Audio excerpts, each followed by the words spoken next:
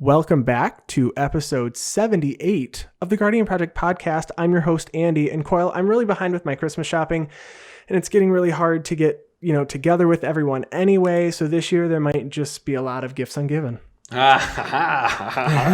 That's really good. You're banned in Modern, though. Sorry. That's okay. Modern, are people playing that right now other than on MTGO? No, only on MTGO. And I'm your other host, Mike Coyle. And do you know how you get with a person of royalty that already has a partner? You gotta reg a slide into their DMs. Okay. Yeah. Please listen carefully. Are you proud of that one? I'm actually super proud of that one. Like, it took me probably, I wanted to pun the word regicide, and I think it took me like 15 minutes to actually come up with something. But you're going to reg a slide. We're going to reg a slide into the DMs, absolutely. Slide right into those DMs. Well, this is the podcast where we talk about all things Magic the Gathering. But mostly Commander. So last week, I know we mentioned that we were going to be playing on a CEDH stream with moderately anonymous MTG, and that happened, and that was a lot of fun. It sure was. So again, I played Malcolm Vile Smasher, so I was in Grixis colors trying to win with Infinite Pirates, and Coyle, you played? I was playing Rogue Rock and Jessica, mono red. Put as many hate pieces down as possible to slow everyone else down that actually can play blue, and try to... It worked one of the games. The other games I didn't mind because you were playing, was it Detention Sphere?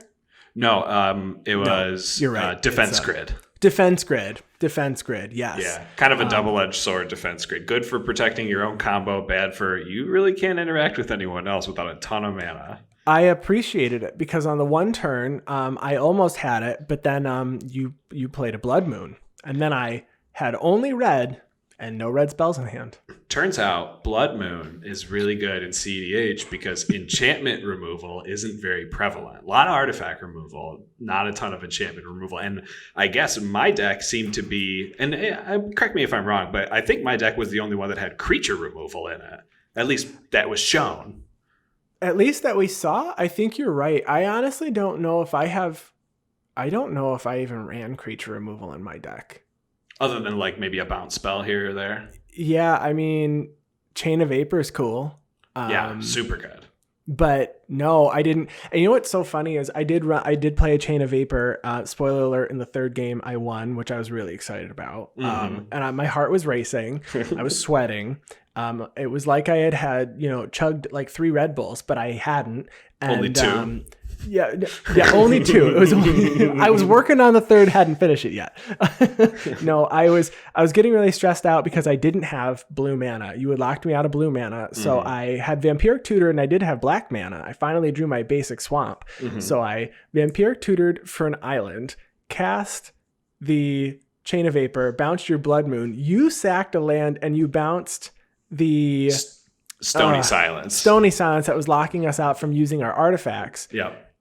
And then I got to go off because it was my turn. Oh yeah. And that was crazy. And Defense Grid got bounced in response to that one too. It was copied. So Defense Grid also got bounced, but then you stopped the chain. It's so funny because I didn't realize chain kept working like that. But the only time I ever run chain is in my Lavinia Azorius Renegade deck. So it counters it if you do it. So the chain just stops. Yeah. So that's why I completely forgot that it could just continue to happen. But there was a counter war at the end, and I won the counters. Yeah, that was impressive.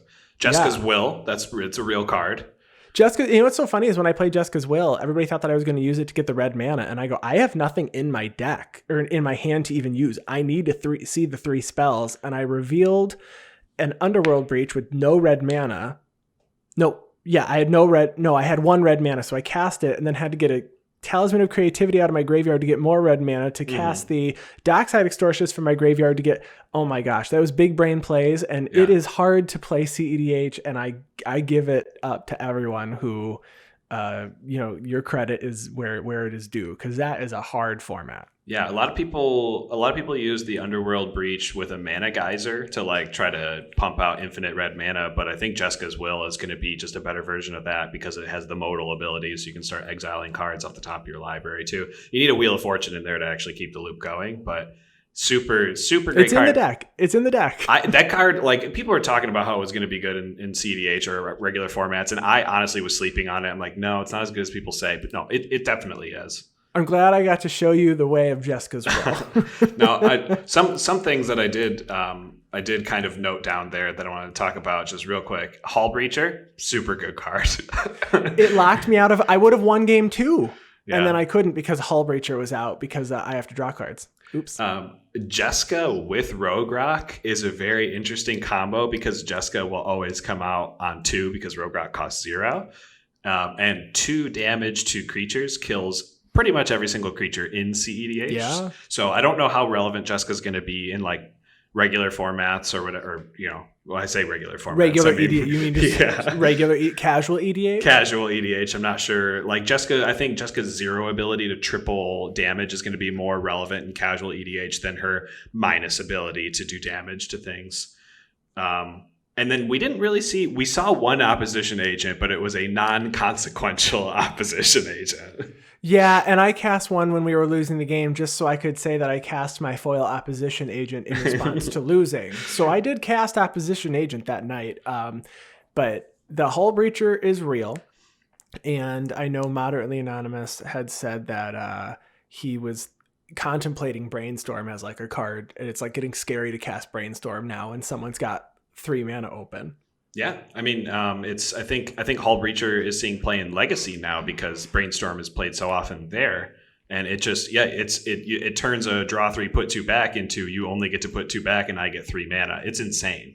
Right, it's insane. Yeah, no, your deck was really cool, and I know that I ended up winning that last game one turn before you would have won. We were all ready, but it was late game last game because that Blood Moon shut us down for like 4 turns in a row. Yeah, and you also took 15 damage from my first ever resolution of Wheel of Misfortune, which I thought was pretty cool. I was going to pay a ton of mana or a ton of life into that thing just to make sure I wheeled, and I did not need to pay 15. I could have been solid at like 6. Yeah, I think because I think I paid 9, and I think I was the second highest. Yeah, I mean, I know that Stacked EDH was like, I don't want to wheel, so he paid 0. Right, and I guess that's the cool part of the card. It can be a wheel. Like, some people in more casual formats might complain about a wheel effect because it's like, oh, I wanted those cards in my hand. But this one I think is actually really, really nice because you can just wheel yourself. You don't have to wheel the whole board. If people want to keep their hand, they can have it. I think that card is going to see a lot of play in casual format. I think it's great. I love it a lot. Any other notes on the CEDH games that we played last week? I wish I would have cast Boil. That's about it, though. Did you have it in your hand at all? I had it in my hand right before someone else resolved a wheel. And it's a 4-mana instant, but I had a defense grid down at the time, so I couldn't really cast it on anyone else's turn. I would have had to main phase cast it. And I had already had a Magus of the Moon out, so it was already kind of shutting everyone down at that point. It would have hit one of your lands, one of Ken's lands, and then Moderately Anonymous, it would have hit, I believe, 8 of his 10 lands that he had out. Oh my gosh. And he was already kind of shut down, so... Well, I'm really glad that did not happen. Then. Yeah. So Jonathan King, one of our listeners, sent me a text the other day and said, hey, I don't know if you realized it, and I didn't. The Box of Rocks Secret Lair has 3 of the 5 cards that have characters with bent knees, and I was complaining that I had no rocks for my Liza Bent Knees deck. So the Arcane Signet has, someone with like a lot of smoke and her knee is bent, and then the Commander Sphere is a frog sitting crisscross holding Commander Sphere, and then the Darksteel Ingot has like a kind of like a zombie-ish kind of guy holding like a staff, but both of his knees are bent. Nice. So I can continue to play my Liza Bent Knees deck now with ramp, which is what I was saying. I was like, I am struggling with this deck because I have to just wait until the turn everything comes up, and hopefully I draw 5 lands. Sorry, are you going to get the regular version box of rocks, or are you going to get the foil box of Pringles? This is a struggle. It's a struggle because actually what I think I'm going to do is I'm going to buy singles because one of our LGSs gets, I don't need all of them. And one of our LGSs buys like 3 or 4 boxes of all of these. You're right. And then they sell them as singles. So I think I'm going to go and then I can determine whether or not they figured out the foils yet. Okay. Yeah. And then another update is from Architect. So we use Architect to log all of our decks. If you didn't know, there were a couple of patches that were just made. 0 CMCs weren't being presented as an option for custom converted mana costs. Cards that had multiple printings weren't having all of the options load, which was something that Coyle and I had noticed because we always like to select the actual version so you know exactly how much your deck costs, because some versions are worth significantly different costs monetarily. And then other users report an error message when opening their decks, but they also posted a known bugs page. They actually just posted this on December 2nd. So we will post a link to this in the show notes below if you're interested in seeing any of the other items that they are currently working on. A few of them include Prismatic Piper currently has no means of providing a color identity for legality purposes to formats with commanders. They are noticing that modal double face cards from Zendikar Rising aren't counting as lands in addition to their other types on the front. So there's a couple of things they're working on. They said, if you have a bug that you believe is not shown on this list, please report it in a new thread within the development subforum. But they're working on it, and Architect is great, and thank you so much. And if you don't log your decks, Architect is a really good tool, so use that. Yeah, definitely. I actually was able to very easily build my new 5-color Monarch deck using Architect. I didn't have to pull all the cards out, all what is it, like 32 cards that have Monarch Matters on it now. I was able to just pull those in really easy in the Architect, and I'm excited. It made it so easy. Architect is super easy to use, and it's nice being able to see all of the cards kind of like laid out as they are. You can create the custom sections. So you can say, like I did with my Zada, Kaza Royal Chaser deck. I had, instants and sorceries, but then I specifically created a new section called Untap because I wanted to untap Kaza multiple times. So you can create like custom sections just like you can on some other websites. It's really easy to use. So we highly recommend Architect. Yes. And unlike last week, I'm going to remember to do it this week. I can't even believe that I did it. Thank you so much to all of our patrons. We honestly cannot thank you enough for all of your support. I didn't mention it last week, and we realized it after we had finished recording, and we're like, oh my goodness, we did not thank our patrons. Yeah. So, that's my bad. So if you want to support us, you can head to patreon.com/guardianprojectpod and donate for any dollar amount. Also, Coyle, we are working on getting some custom swag made. Do you want to give a little sneak peek into what we might be working on? Yeah, I mean, we were talking about it a bit, and obviously being Magic players ourselves, the big thing that we are looking into is getting some playmats. Guardian Project Podcast playmats. Yep. So we're working with our producer right now on getting a nice logo made up that's gonna look. I think the kids say dope.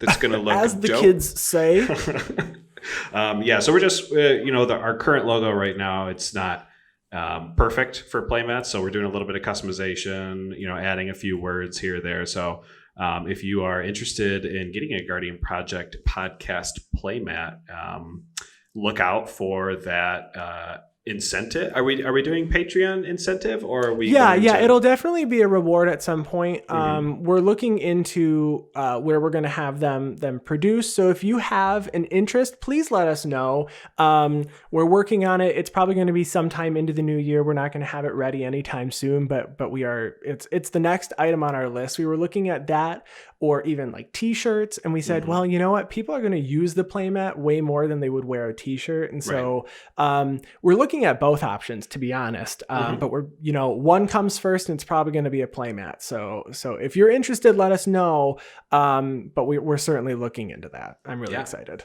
Now, if you're looking for another way to support the podcast, the absolute easiest way you can do, whatever you're listening to the podcast on now, if you could, let's say you're watching on YouTube, you could like this video, you could subscribe, you could hit that bell so you can get notifications on all of our podcast uploads and our Twitch VODs that we upload to YouTube as well. And Boxing League episodes. And Boxing League episodes, which, that might be a relevant topic for today. Ooh, it might be. So yeah, if you could, drop a like, a follow, whatever you're listening to, leave a comment if there's something that you find, if there's a mistake that we made or something. We're okay with you telling us that. We're trying to be better people too. We also have a TCG Player affiliate link located in the show notes below. So if you're looking to pick up any singles or sealed product from TCG Player, please follow that link when you make your purchases. Yeah, we really do appreciate that. And then also, we figured out our password to Instagram and might post photos occasionally. So if you're someone that's on Instagram, you will see a picture of something one day. We'll do it for the gram. Do it for the gram. So Coyle, what are we talking about today? Today, we're going to briefly talk about the MTG Arena State of the Game update for December. And our big topic for today is going to be the Commander Boxing League that just wrapped up, our 6th game. Yeah, I'm really excited to talk about it. I know Coyle was not in the first league, but he's been kept up to date on each week. He's seen my deck list. So we're going to chat about really like lessons learned and what we've come to expect and what we're looking forward to for our next league. Yeah, I'm really excited. Yeah. All right. You want to, move on to that? I would love to move on to that. All right.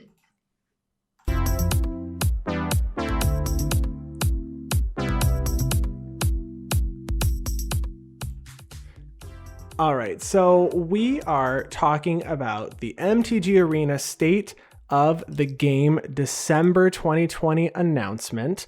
So there's a couple of things that we have come to learn. They are, one, going to be setting a limit on the number of tokens that you can have on Arena.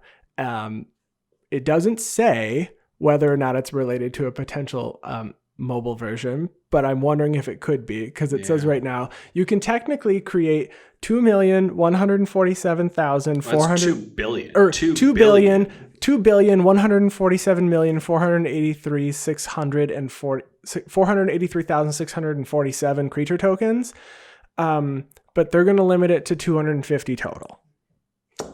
Man, that might not be enough to kill somebody, though. So starting with the December game update, they are going to enforce a maximum number of tokens.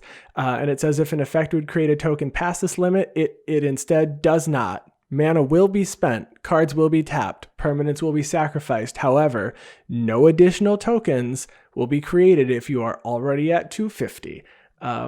It says they decided on the 250 per player limit based on March data, as most games will come to a normal and expected match complete before the maximum number is reached. So fair enough. If you feel like the crawling need to scoot, swarm, or scuttle to the excess, the days and the number of tokens are numbered. Yeah, I think this was something that a friend of the show, Colin O'Clock, liked to do on Arena a lot. Was to try to break it with as many tokens as possible. Yeah, I am a big fan of having a board that all of your cards are the size of like a crumb, because there's so many cards on the board. But I just feel bad though, because you have to just like click the resolve all button and it just goes. And you're like, When are we stopping? When are we going to stop? So yeah, pretty exciting. And then we have there's the Arena Open on December 12th and 13th, the 14th. The format, not the 14th. The format is best of 1 or best of 3 historic constructed. So there's that. And then Cube Draft is returning. Awesome. So I'm really excited about Cube Draft returning. It says that Cube Draft is returning not once but twice, and not just as a best of 1, but there will be a best of 3 format. And then they are going to be doing the the standard shakeup from December 19th through the 25th, and then the historic shakeup December 26th through January 1st. Mm-hmm. Historic Brawl. Mm-hmm. And then the Euro lands, which you can purchase now, those are leaving. And then they've got some stuff in store. So there's a lot happening with Arena. I've been playing a lot so that I can continue to get my mastery tree. I have like this thing about finishing my mastery tree every season. And I feel like I'm really behind right now, but I've been really enjoying playing the mono white life gain deck in historic. I really like the historic format, but you do run into a lot of just like ramp decks that just like are like I'm at Uron, or I'm at Ugin now. Yeah. So hopefully you are also playing a colorless deck. Or I like playing the Neoform combo deck with Dual Caster Mage and winning on turn 3. That's what I'm talking about. Let's go Neoform. That one, let's go Neoform. Coyle spec down Neoform and paper. I don't know if the historic format is going to get you there. However, I'm here for it. 100%. I don't want to do anything else in historic but play the Neoform combo with Seagate Stormcaller into Dual Caster Mage, and then looping that into the modal dual land that is the clone, and then turning it into the 0/3 with Defender and Reach that gives all your creatures haste, and then the Exert creature that's a 4/1 from Amonkhet that gives you double combats. Which one is that, Coyle? I can't remember. Combat Celebrant, and then exerting it, which I figured out now. You have to manually click on Combat Celebrant. You cannot click Attack All, so don't make that mistake like I did. Okay. But swinging with 8 3/3s and a double combat with Combat Celebrant pretty much wins you the game. Yeah, I can imagine that. You can beat goblins. You can beat Muxus. There's that. You can outrace them if you go first. I mean, sometimes even second, you can still not lose. Yeah, so I'm really excited about that. That's fun. Yeah, you should play it.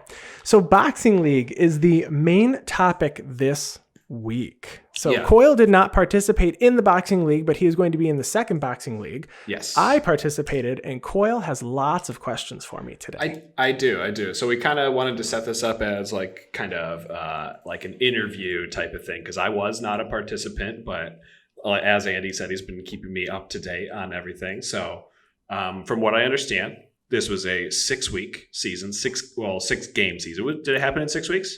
It was 6 games, 7 weeks. We took off the Saturday of Halloween. Okay.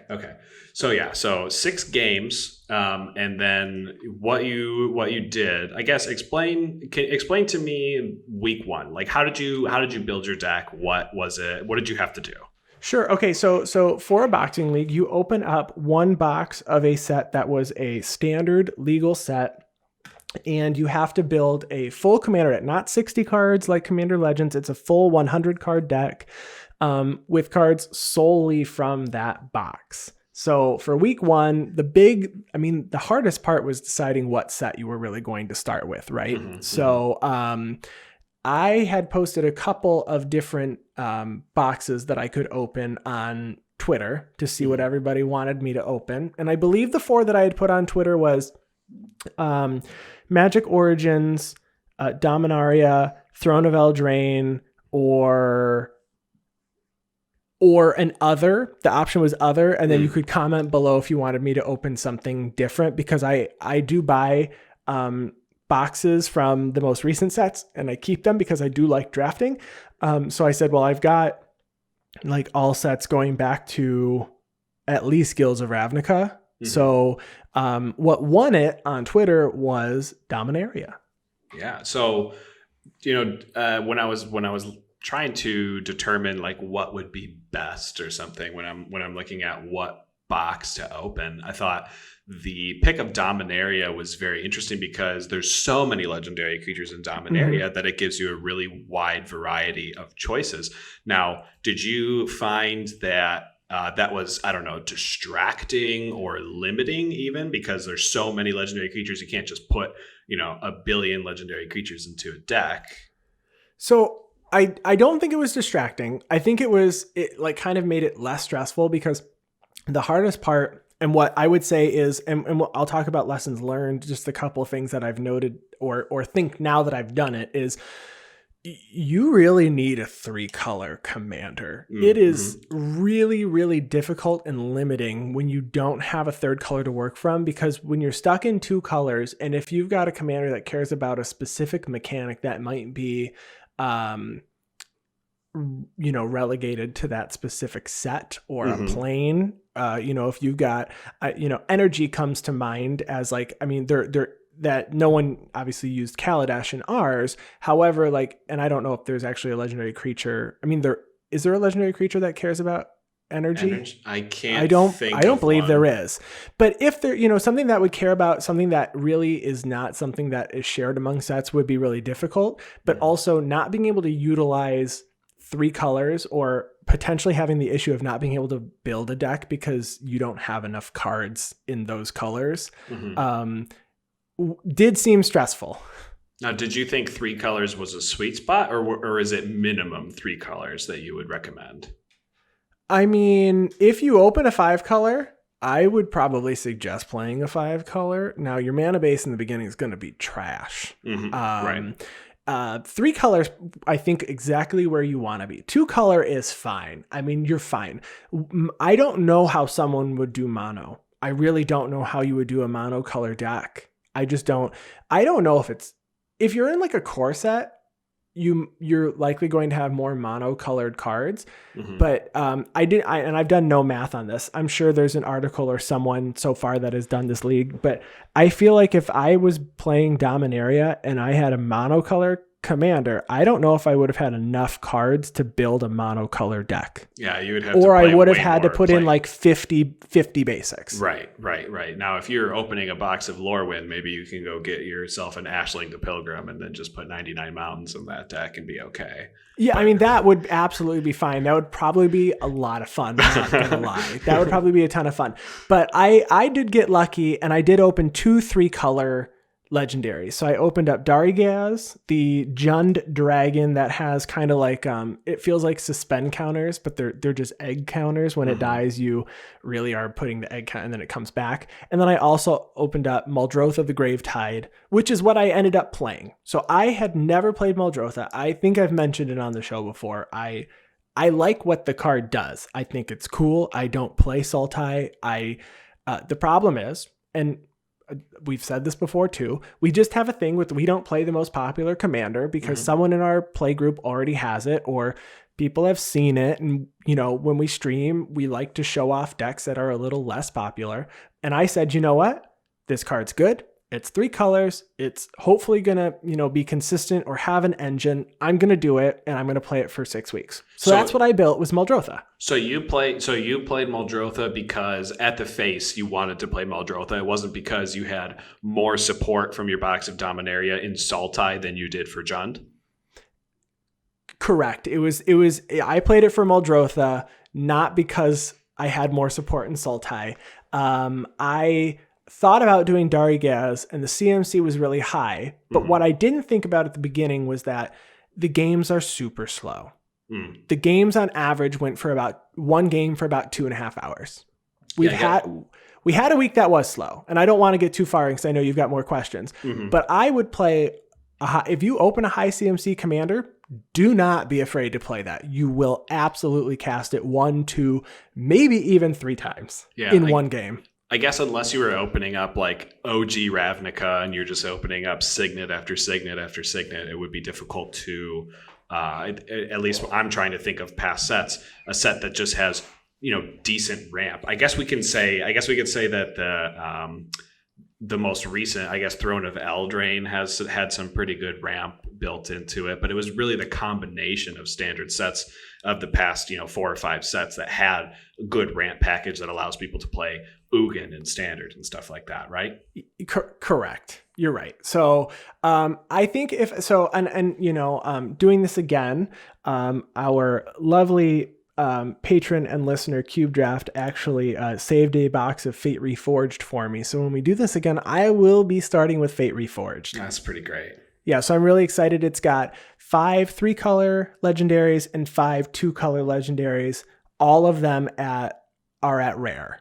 Nice. So there's a pretty good chance you're going to open up 2 or 3 of them, and that was when we were still doing large and small sets, and Fate Reforged is a small set, so I'm comfortable opening that, knowing I'll get at least a legendary creature and not be able to participate.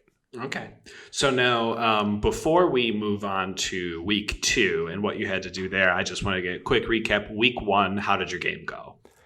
Week 1, we got stomped by a Scoot Swarm.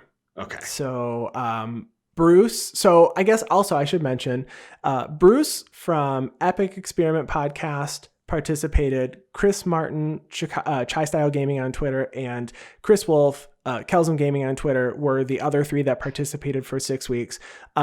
Bruce got a Scoot Swarm, got it late game, made a copy, and then it literally overran the board. He put counter. I mean, I believe he was in the 90s of Scoot Swarms and took us all out in one turn. Gotcha. So he didn't max out at 250 though. He did not hit 250 and wasn't close to 2 billion. Oh, okay. Well, very cool. So, given that, you explain Boxing League moving into the following weeks of play.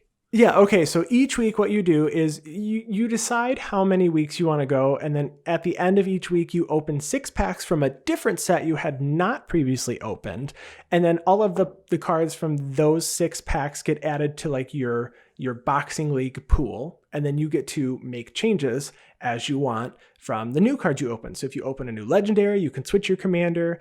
You're likely going to start building on whatever your commander does by choosing the packs that you want to, opening packs specifically with whatever mechanic you want, right? So the first 6 that I opened were Eldritch Moon, because Eldritch Moon has the Delirium mechanic and stuff that cares about the graveyard. Mm-hmm. So I said, well, Muldrotha cares about the graveyard. I'm going to open up Eldritch Moon first. Okay. And so those were the first 6 packs that I opened. So each of us did it on the video. So if you do go and watch our Boxing League series on YouTube, at the end of each game, we open our 6 packs together on stream. So you can see what actually everybody opened. We kind of just do some brief chatting and we lay all the cards out, and then just some, brainstorming together. And then we make our changes. We update the deck lists and submit those after, I guess, the next week. And just so everyone knows, the deck list for all 6 of my weeks for my Muldrotha deck, including a change log of all the cards that I added and removed and why, are going to be in the show notes below. Awesome. So that was one question that I was going to ask you, which you kind of already answered, is your reasoning for the sets that you pick. So you said that this was to support your commander. Now, if you are consistently running into problems with other people's decks, like a Scoot Swarm or something, would you ever consider trying to open a set because it has good answers, good removal or something? Maybe it just fits your commander's color identity, but isn't going to necessarily fit your commander's synergy. Yes. So board wipes are not present in this format. Mm-hmm. They might be there if someone opened one, but you're not playing board wipes like you are in a regular format. So right. I certainly did open some. I wasn't opening specifically for an individual card, but I always had my fingers crossed for like all creatures get -1/-1 until end of turn, mm-hmm. or creatures target player controls gets -2/-2 until end of turn. Unfortunately for me, I did not open a single card that would be considered a board wipe. Okay, and that's what actually I was thinking is. You're playing Sultai. And so when you look at Sultai board wipes, a majority of them, not counting like Damnation or something in black, you're looking at blue and you're looking for mass bounce. And if you look at mass bounce in standard sets, everything's pretty much printed at rare. And you're only opening 6 packs from your other expansions. Yep. So I guess if you are looking for answers or something, or if you're just looking, like you said, for more synergies for your commander, you're not looking at the rare slot, right? You're looking more at the common and uncommon slot for these sets? Correct. You know, the following week I opened up Guilds of Ravnica because I knew that I was going to potentially get access to some guild gates in my colors. And Guilds of Ravnica, I think of the sets I opened, Eldritch Moon and Guilds of Ravnica gave me the most cards that I could add to my deck. Okay. That were relevant. In the end, my mana base is not so horrible for being a boxing league deck. I mean, I ended up with some rare dual lands, like a Woodland Cemetery, which I got in Dominaria, so that was cool. But then I got, you know, cards like Thornwood Falls from Ikoria. I got Jungle Hollow from Ikoria, Golgari Guildgate, Gateway Plaza. So the land, I felt very comfortable with the land towards the end. But I always opened packs for a rare. I was like, okay, if I do get this, it would be cool. Like when I opened Throne of Eldraine. That would have been cool to get like an Oko. Ooh. Did I get one? No. But it would have been neat. Yeah. No, you're right. So now you did mention that when you do open these expansions, you know, you're not limited to keeping your same commander the entire time. You can switch your commander, and it's from any card you pulled, any pool. So did you ever consider at any point, did you pull a legendary creature where you're like, oh, this, you know, fits some of the other cards that I have? Maybe it's another graveyard synergy. Maybe you open something in your Eldritch Moon packs or something. Did you ever consider changing your commander? So the only commander I considered changing to was Darigaz, which I also opened from Dominaria. I did open a Gyruda Doom of Depths in my Zendikar or in my Ikoria packs, but I did not. And I'll be honest, I had some pretty poor packs to open. I saw lots of bombs across the internet on everybody else's boards, but I think the fact that I had Muldrotha, which really was the biggest bomb in my deck, it just goes to show how strong Muldrotha is. I always felt like, at least in every week except for week 5, I felt like I was a pretty strong contender, and I was able to scoot under the radar. Scoot under the radar for the most part, most of the weeks, because you're playing with cards that aren't normally played, because there's other cards that might be more streamlined or might do a little bit more. So I didn't have anything crazy, but the week that I did win, which was week 2, I had a pretty strong loop of the Eldest Reborn with Song of Freyalise and just having value creatures. So my opponents were sacking a creature and then discarding a card, and then I got a creature back. And then the next turn after it was in the graveyard, that would be the card that I cast on the enchant, you know, as my enchantment from the graveyard. And that was ridiculous. So I would say there was that. But I don't think that I would have changed my commander based on the cards that I opened. No. Okay. Did anyone else in the pod change their commander throughout the 6 weeks, or did everyone stay the same? Nope. So the only people, so me and then Kelsum Gaming, we were the two that stayed the same. So Chris played Golos, Tireless Pilgrim, for the entirety of 6 weeks. Nice. Bruce started with Verazol, the legendary.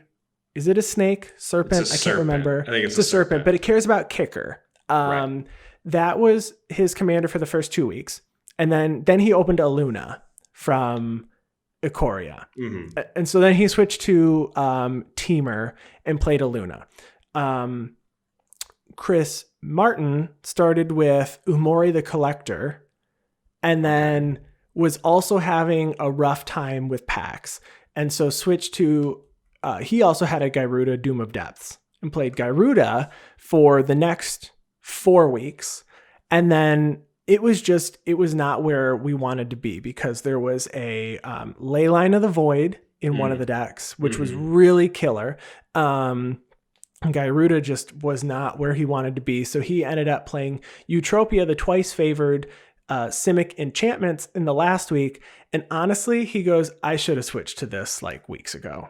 He goes, this is where I wanted to be. He goes, I didn't realize that my pool was as strong as it was. He goes, I should have switched here sooner.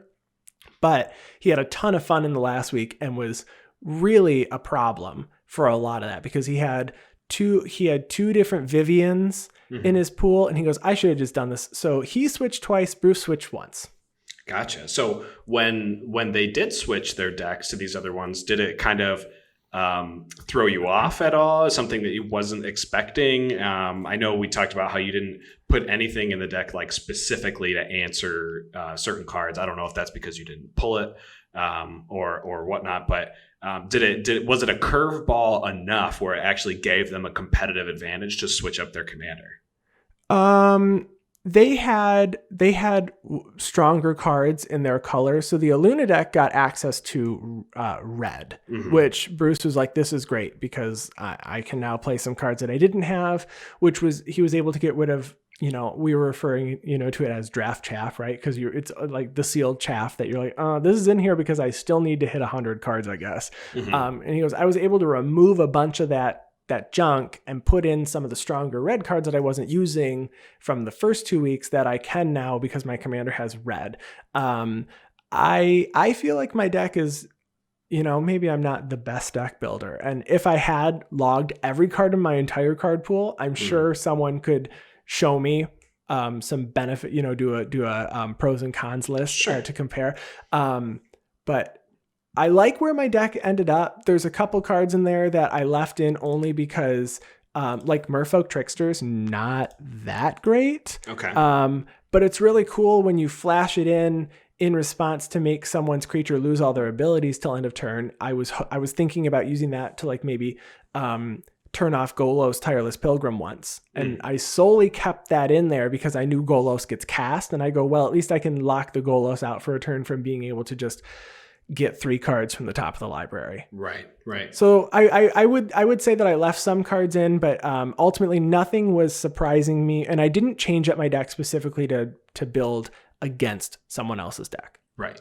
Okay. So then given that, you went through it all, you went through the full 6 weeks, if money was, obviously we're talking about standard sets, but standard sets have been going back a long time. There's some standard sets like original Innistrad or something that's going for hundreds of dollars, way over their original price. So if money wasn't a factor for picking up your expansion packs, do you think you would have changed any of the expansions that you opened? Yeah, I mean, I do. I'll be honest. Yeah, I think that I would have picked up some older sets because I think the appeal is not only did we get to just open packs, which is really great. I mean, who doesn't just like cracking packs? But I think that I would have opened older packs just because, one, I have not opened them previously. Okay. But like, I don't know, playing because I can cast one card, right? So Muldrotha, one permanent card of each permanent type. Like, it would have been really cool to open up some really neat artifacts and like going back to Mirrodin or something of the like. And one is the packs are really expensive now, but 2, the availability for getting loose packs is not that easy anymore. We do have like 5 LGSs in our area, and they don't all have packs going back that far. Right. We do have one local board game shop that has packs going back all the way to like 4th edition, and they've got quite a few of each. But like Rise of the Eldrazi packs were like $21 each or something like that. And I was like, well, that would be cool, but I also don't want to spend, $120 or $130 to get literally 6 packs for this. I mean, it would be fun, but for the most part, I opened cards that were pretty recent because either I had some or like Eldritch Moon, I went and picked them up because they were still at the $3.99 a pack price. Which is super good price, by the way. It's, yeah, I wish I had opened some. I wish I had opened like a bomb or something, but I hadn't. But Eldritch Moon, Delirium, really cool. So I was excited to use that. So is there a reason that you didn't go and like double down and go into like Shadows over Innistrad as well? Shadows doesn't have as much stuff that had cared about the graveyard, I'll be honest. The mechanic Delirium cared more than Shadows had. I thought about Shadows. I also thought about potentially going into Kaladesh, but I didn't think it was worth it because if I opened cards that had energy is really only from that set. And if I didn't open some crazy cool artifact, I don't know how it was really helping my Muldrotha deck. I gotcha. So that's another case of the, Kaladesh only had everything at like rare and mythic that you were looking for, so you didn't want to take that risk on only 6 packs. Correct. Awesome. So although getting an invention would have been real neat, give me that mana crypt. I'm playing it in Muldrotha. For sure. There was no limits like that, right? So any of the lottery cards, the expedition cards, or anything like that, those would have been on the table. And I also believe that we left in, if you opened a box that has a box topper inside of it, I believe Ikoria has the Ikoria box toppers. We left that in as well. It's fine. Okay. Like, I don't care if it's in your box. It's literally in your box. You do you. Awesome. So going back to the very start of the boxing league, I know you already talked about how you got a box of Fate Reforged. Now, and Fate Reforged kind of being, I assume we're picking Fate Reforged just because it's something different. Do you think Fate Reforged is going to be a better set? And if you could go back to the original, would you have still picked Dominaria as your first box? I think now if I could go back, I would not have picked Dominaria, but I also, if I could go back now, because I pigeonholed myself into Muldrotha, I think I would have built Darigaz. Okay. Muldrotha painted a target on my back immediately because it's Muldrotha. And unfortunately, there's nothing you can do to get away from a creature that has that much of an engine built into it. Removing my Muldrotha kind of shuts my deck down. I don't have creatures that are crazy. I mean, I did open a couple cool ones. I mean, I had Demon Lord Bells and Lock, but there wasn't anything insane happening that, like, when it came down, you knew Andy was going to win. It was like Muldrotha was that problem. And although I can get it back from the command zone, I need it. And then I also need to untap the next turn with it. That was the problem. Right. Okay. So if I could go back, though, I probably would change sets, though. I played a lot of Dominaria, so I felt comfortable opening it. But I think the older stuff is cool, but also you can't go too far back because modern Magic, design is building around legendaries and adding a lot more. There's a lot of old sets that just don't have very many legendaries, and it's probably too risky to open those sets, hoping to open one of those. Fate Reforged might be one of those that it's like, this is risky. There's only 10 legendary creatures in the entire set. But 10's pretty good. It's better than, like some sets only have 5. Some sets only have like 3. So the more current you stay to current standard, the more options you're going to have. But then you're playing with current stuff and some people just want to see some old stuff. So that's why I went with Fate Reforged. And I thought about Khans of Tarkir, but those legendaries are all at Mythic. And that's not... I can't do that because you could open a box of cons and sure, you might open up some fetches, but like if you don't open a legendary, you can't play with the box. That's interesting. So, I mean, was there a rule set up for that, or did everyone just like, it just didn't come up? It didn't come up. If we had it, I don't know what we would have done. Huh. I assume you can just, I don't know. Maybe Prismatic Piper can be a commander available. You have to take Prismatic Piper, and then in your 6-pack expansions, hopefully you opened a legendary creature. Yeah, open Ikoria in set 2, open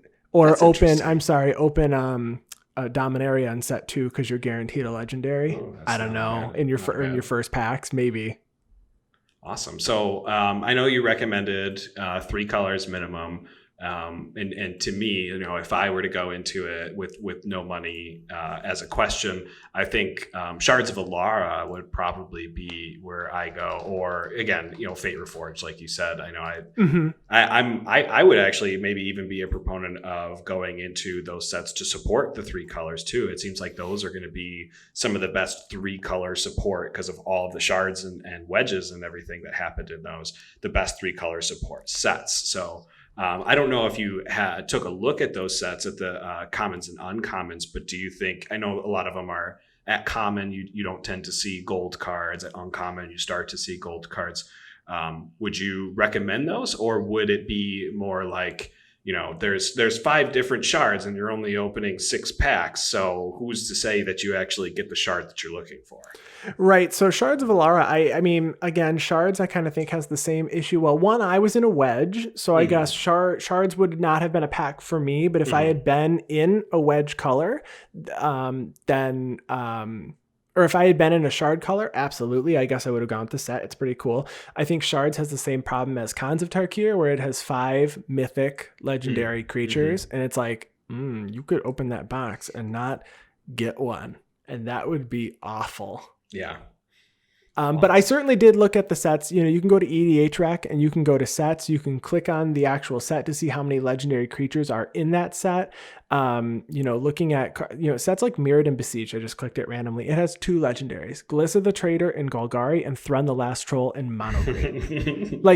You probably should not open that set. I mean, really cool if you want to, but like even Return to Ravnica only has 5 legendaries. The one that I laughed about because your opening like pool is probably not that great is Dragon's Maze, because you have 10 legendaries and they're all in 2 colors. But the Dragon's Maze set is not the strongest set. It's kind of known for being a little underpowered, not favorable to be drafted. So, but I would totally go with that. But, like I said, I kind of want to play this Fate Reforged box, and fingers crossed, for opening a 3-color legendary and a Nugan. Yeah, that would be. You can dream. That would be pretty cool. It was Khans of Tarkir that had the original Sidisi, right? Not Fate Reforged. Correct. Fate Reforged. Yeah, correct. And then in Fate Reforged, it's the wedge colored legendaries like Shu Yun, the Silent Tempest, Alesha, who smiles at death. And then there's 5 2-color dragons. So you don't have the dragon lords. You actually just have like, you have the dragon the first time. Gotcha. That's like the, I think there's the Simic dragon, or no, I'm thinking of a 3-color dragon like Verazol, not Verazol. There's a 3-color, there's a Sultai dragon that gets +1/+1 counters. I can't remember. Yeah, no, it is. So from Fate Reforged, we're looking at the dragons here are Tarka Worldrender, Kolaghan the Storm's Fury, Dramoka the Eternal, Silumgar the Drifting Death, and then Ojutai Soul of Winter. Oh, that's pretty good. And then those become the Dragon Lords in Dragons of Tarkir. But the 3-color creatures that I could open are Tassiger the Golden Fang, Alesha, who smiles at death, Shu Yun the Silent Tempest, Yusova Dragonclaw, and Dogtar the Adamant. So you've got bolster, stealing creatures, prowess. When prowess first came out, Alesha, who you're bringing cards back from the graveyard, and then Tassiger Delve. Okay. So I've got 10 options, and then you've got dragons, and the dragons are just, none of them are actively bad, but Silumgar has when a dragon you control attacks defending player, creatures they control get -1/-1. So it's like a board wipe if you're playing a bunch of 1/1s. Hey, bye-bye, Scoot Swarm. You found Goodbye. it. Yeah, Silumgar the Drifting Death, get wrecked, Scoot Swarm player. So obviously we're going to be doing this again, so it would kind of be a waste of a question if I said, did you have fun and would you do it again? But so I guess that's kind of wrapping up my questions. Is there anything else that you want to tell our wonderful audience about this boxing league that you experienced? Yeah, honestly, bombs are really good if you open them, but don't buy packs to open bombs. If you get them by happenstance, that's really fantastic, and absolutely play them. Removal, targeted spot removal is, you have that, it's boundless. You've got so many, destroy this creature, even if it's at 5 CMC, it's worth playing in the first 3 weeks. After the first 3 weeks, people might actually throw a couple of counter spells in. It feels like a little targeted, but I actively removed Golos multiple times. It was just too much. Similarly, how my Muldrotha was removed multiple times. Yep. I would say that you should absolutely be comfortable switching up your commander, even if you're like, you know what, next week I'm just going to try it out a different way. Because if you're only adding like 2 or 3 cards, which unfortunately happened to me when I opened Zendikar Rising. I literally only added 1 card. Nothing was really relevant. It was like, well, I guess maybe could have just tried a new deck, because adding 1 card does not actively change your deck. You're basically playing the deck you had the week before. Right. So I would switch up my deck quite a bit if I did this again. That's what I think. And just have fun with it. It was a really fun time. And I think playing with more people, right? So we had the same 4 people, so you had a little less diversity, right? So if you were playing with like 8 or 12, where you can like switch up the pods, so you're not playing against the same deck every week, might be nice, because then you're not actively removing the same commander from a single person. But otherwise, I wouldn't have changed a whole ton, just it's going to feel different. I think the whole thing's going to feel different because you're starting with a different box. Right. So I think it's going to feel like a completely different experience when I play with Fate Reforged.